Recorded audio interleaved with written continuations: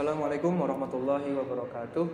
Bismillahirrahmanirrahim. Alhamdulillahirabbil alamin. Wassalatu wassalamu ala asyrafil anbiya'i wal mursalin sayyidina wa maulana Muhammadin wa ala alihi wa sahbihi ajma'in. Amma ba'du. Perkenalkan, nama saya Muhammad Saiful Khair dari Prodi Ilmu Quran dan Tafsir, Institut Agama Islam Negeri Palangkaraya. Pada kesempatan kali ini saya akan membahas sedikit materi tentang ilmu tajwid, yang mana video ini dibuat untuk menyelesaikan tugas akhir dari mata kuliah ilmu tajwid itu sendiri. Baik, langsung saja kita ke pembahasan materinya. Tajwid secara bahasa berasal dari bahasa Arab, yaitu jawwada yujawwidu tajwidan, yang berarti at-tahsinu wal itqan, yang artinya memperbagus atau memperindah. Adapun secara istilah, tajwid berarti ikhraju kulli harfin min makhrajihi ma'i'ta'ihi haqqih wa mustahaqqih. Artinya ikhraju kulli harfin min makhrajihi, artinya mengeluarkan setiap huruf dari makhrajnya atau tempat keluarnya, ma'i'ta'ihi haqqih, beserta dengan hak-haknya, wa mustahaqqih, dan mustahaknya. Yang mana hak pada pengertian di atas berarti sifat-sifat huruf yang lazim dan melekat pada huruf tersebut, seperti hams, jahr, syiddah, qalqalah, dan sebagainya. Sedangkan mustahak berarti sifat-sifat huruf yang kondisional, kadang melekat dan kadang juga tidak melekat pada huruf tersebut. Contohnya seperti idgham, tafkhim, tarqiq, dan lain sebagainya.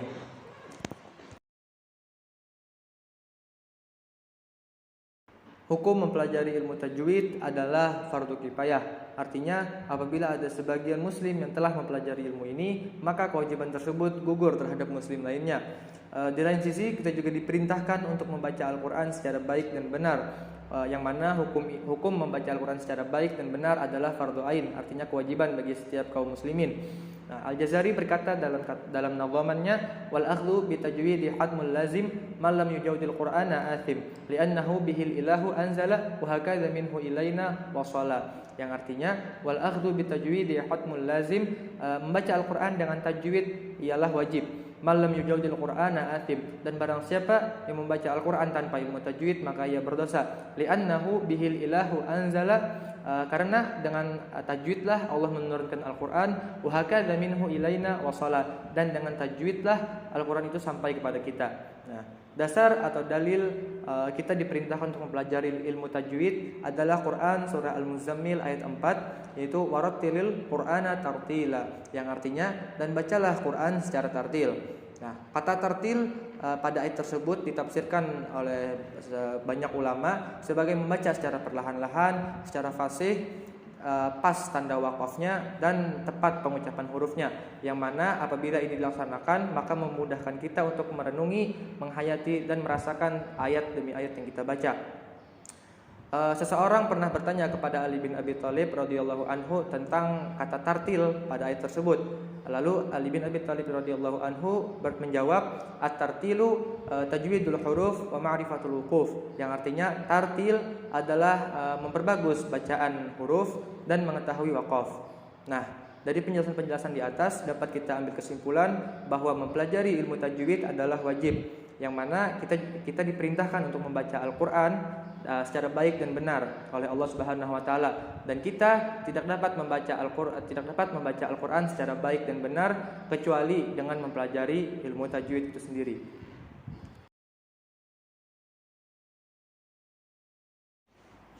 Tujuan mempelajari ilmu tajwid adalah menjaga lisan kita dari kesalahan saat membaca Al-Quran. Nah, kesalahan ini terbagi menjadi dua macam, yaitu kesalahan yang jelas dan kesalahan yang tersembunyi. Kesalahan yang jelas ini disebut juga dengan lahan al-jali, yaitu kesalahan dalam mengucapkan lafaz pada Al-Quran yang menyebabkan perubahan pada maknanya. Contohnya, lafaz an'amta pada surah Al-Fatihah dibaca menjadi an'amtu. Nah, maka itu menjadi berubah maknanya pada ayat tersebut. Nah, orang yang melakukan ini secara sengaja maka dihukumi haram. Yang kedua, ada kesalahan yang tersembunyi atau lahan al-khafi. Nah, lahan al-khafi adalah kesalahan dalam mengucapkan lafaz dalam Al-Quran yang tidak menyebabkan perubahan pada maknanya. Contohnya tidak menjalankan idgham, dengung, Terus huruf yang harus dibaca tebal akan tetapi dibaca tipis dan sebaliknya.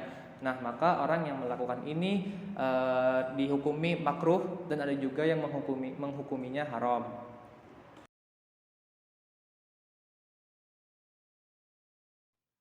Sekian penjelasan pada video kali ini. Salah hilap mohon maaf.